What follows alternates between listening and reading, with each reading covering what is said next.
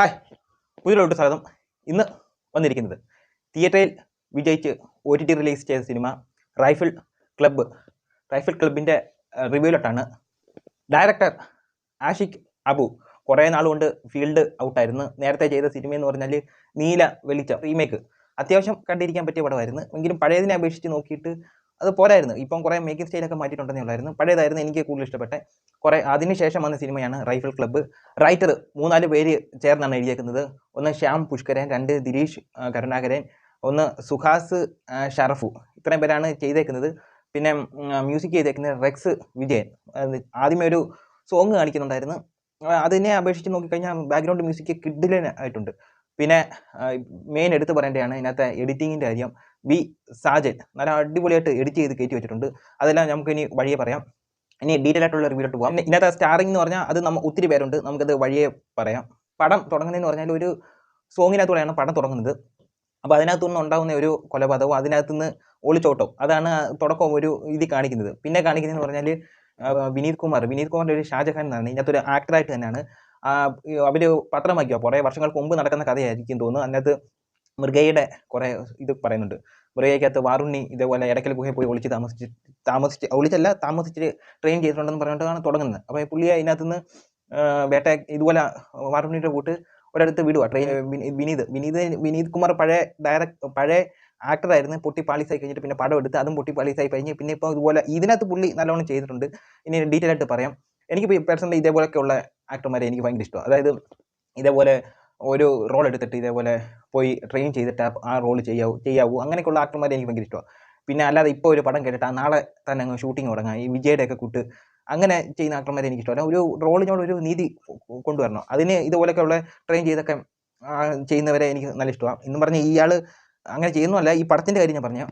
അങ്ങനെ ഇവരെല്ലാം കൂടി പോയി റൈഫിൾ ക്ലബ്ബിൽ പോയി ട്രെയിൻ പഠിക്കാൻ പോവുക. റൈഫിൾ ക്ലബ്ബിലോട്ട് എത്തിക്കഴിഞ്ഞിട്ട് പിന്നെ അവിടെ നടക്കുന്നതെന്നൊക്കെ പറഞ്ഞാൽ വേറെ ഒരു ലോകത്ത് നടക്കുന്നതിൻ്റെ കൂട്ടാണ് എനിക്ക് പേഴ്സണലി തോന്നിയെന്ന് പറഞ്ഞാൽ. എനിക്ക് ഈ പടം എനിക്ക് നല്ല രീതിയിൽ ഇഷ്ടപ്പെട്ടു. എന്നുവെച്ചാൽ പടം തുടങ്ങിയിട്ട് തീരുന്നത് അറിഞ്ഞില്ല. അപ്പോൾ അതിനകത്ത് അടുത്ത ആളെ കാണിക്കുക, അടുത്ത കാസ്റ്റിംഗ് കാണിക്കുക ദിലീഷ് പോത്തൻ ഇതിനകത്ത് ഒരു വേട്ടക്കാരനാണ്, ഹണ്ടറായിട്ടാണ്. അത് നല്ല രീതിയിൽ കൈകാര്യം ചെയ്തിട്ടുണ്ട്, നല്ല അടിപൊളിയായിട്ട് ചെയ്തിട്ടുണ്ട്. പിന്നെ ഇതിനകത്ത് ഓരോരുത്തരെ കാണിക്കുക മേക്കിംഗ്. അതിൻ്റെ ആ റൈഫിൾ ക്ലബ്ബിൽ എത്തിക്കഴിഞ്ഞിട്ട് പിന്നെ കാണിക്കുന്നത് പറഞ്ഞാൽ നല്ല കിടിലൻ ഫ്രെയിമും ഇതെല്ലാം നല്ല മേക്കിംഗ് ഒക്കെ കിടിലൻ. ഇതിനകത്തൊരു ഡൈനിങ് ടേബിളിൻ്റെ ഒരു സീനൊക്കെ കാണിക്കുന്നുണ്ട്. ഡൈനിങ് ടേബിളിൻ്റെ ഒരു ഫ്രെയിം എന്ന് വെച്ചാൽ എല്ലാവരും കൂടി ഇരുന്ന് ഭക്ഷണം കഴിക്കുന്നതിൻ്റെ ഒരു ഇത് കാണിക്കുന്നുണ്ട്. എന്തോ കിടിലൻ, അത് കാണാൻ തന്നെ.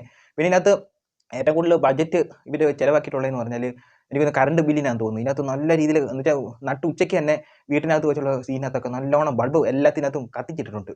അതായത് എടുത്ത് കാണിക്കുന്നതെന്ന് പറഞ്ഞാൽ റെഡും യെല്ലോയും ചുവപ്പും മഞ്ഞയാണ് നല്ലോണം എടുത്ത് അറിയിക്കുന്നത്. അത് നല്ല ഫ്രെയിമിന് നല്ല രീതിയിൽ ചേരുന്നുണ്ട്. ഇത് ഒരിടത്ത് മാത്രമല്ല മഞ്ഞ വെളിച്ചം കാണിക്കുന്നത്, എല്ലായിടത്തും. ഈ നൈറ്റ് ഷോട്ടൊക്കെ അടിപൊളിയായിട്ട് എടുത്തിട്ടുണ്ട്.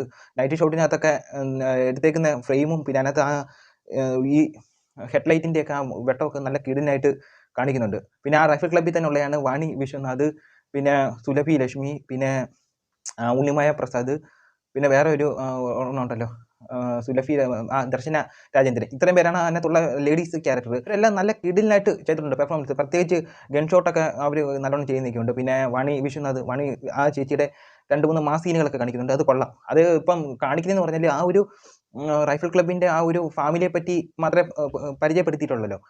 പിന്നെ ബാക്കി കാണിക്കുന്നതെന്ന് പറഞ്ഞാൽ ഇതിനകത്ത് ഹനുമാൻ കൈൻഡ് വരുന്ന ഒരു റോളുണ്ട്, സീനുണ്ട്. നല്ല കിടിലിനായിട്ട് പുള്ളിക്കാരൻ ചെയ്തിട്ടുണ്ട്. നല്ല വില്ലനിസം. പുള്ളിക്കാരൻ ഇതേപോലെ വീട് ആക്രമിച്ച് വെടിവെക്കുന്ന ഒരു സീനുണ്ട്.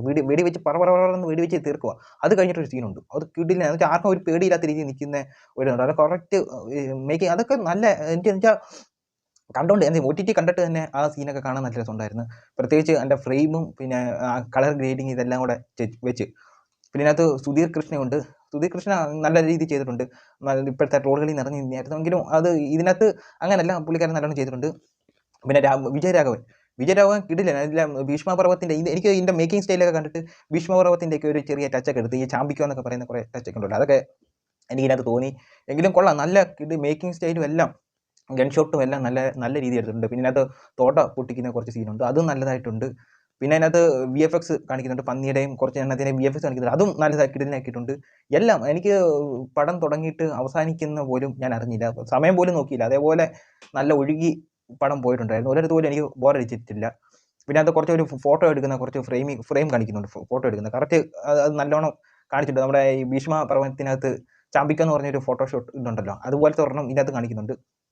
പിന്നെ ഇന്റർവെല്ലിൽ ഒരു അവസാനത്തെ ഒരു മണിക്കൂർ മൊത്തം വെടിവെപ്പാ.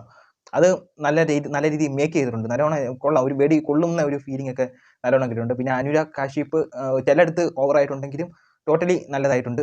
പിന്നെ ഇതിനകത്ത് ഒരു കാര്യം പറയുന്നുണ്ട്, എനിക്കൊരു ഡൗട്ട് അടിച്ച ഒരു കാര്യം പറയുന്നുണ്ട്. ഇതിനകത്ത് 45 ബുള്ളറ്റിൻ്റെ കാര്യം പറയുന്നുണ്ട്. 45 ബുള്ളറ്റും ഓരോരുത്തർക്കും 3 ബുള്ളറ്റ് വെച്ച് നോക്കിക്കഴിഞ്ഞാൽ മൊത്തം 39 ബുള്ളറ്റ് വരും. ബാക്കി 6 ബുള്ളറ്റ് അധികം വരും എന്നൊക്കെ പറയുന്നുണ്ട്.